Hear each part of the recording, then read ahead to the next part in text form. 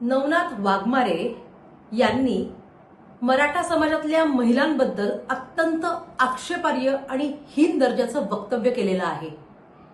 त्यांचं असं म्हणणं आहे की मराठा समाजातल्या मुली ओबीसींची चिकणी सुंदर पैसेवाली पोरं पकडून त्यांच्याबरोबर लग्न करतात। हा तर खरं केवळ एका मराठा समाजातल्या मुलींचा सन्मानाचा विषय नाहीये, तर समस्त महिला वर्गाचा सन्मानाचा विषय आहे। अशा पद्धतीनं मराठा समाजातली महिला असो किंवा इतर कोणत्याही समाजातली महिला असो, तिचा असा अपमान करणं हा खूप मोठा गुन्हा आहे।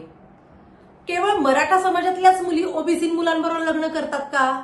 तर अशी परिस्थिती आता राहिलेली नाहीये। ओबीसी समाजातल्या कितीतरी मुलींची लग्न मराठा समाजामध्ये सुद्धा झालेली आहेत।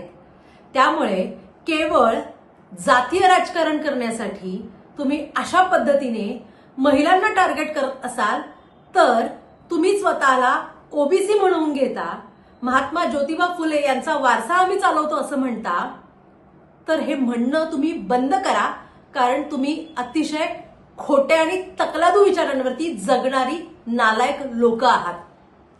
नवनाथ वाघमारे यांनी तातडीनं मराठा समाजातल्या महिलांची माफी मागणं अपेक्षित आहे।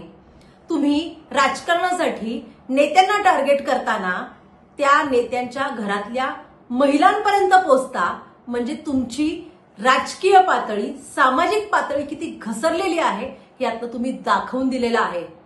जरा स्वतःच्या अंतर्मनात सुद्धा झाका की ओबीसी आणि मराठा समाज यांच्यामध्ये अजून तुम्ही किती तेढ निर्माण करणार आहात। आता हा विषय तुम्ही पार महिलांपर्यंत येऊन पोचलेला आहात, हे अत्यंत निषेधार्थ आहे। याचा करावा तेवढा निषेध थोडाच आहे।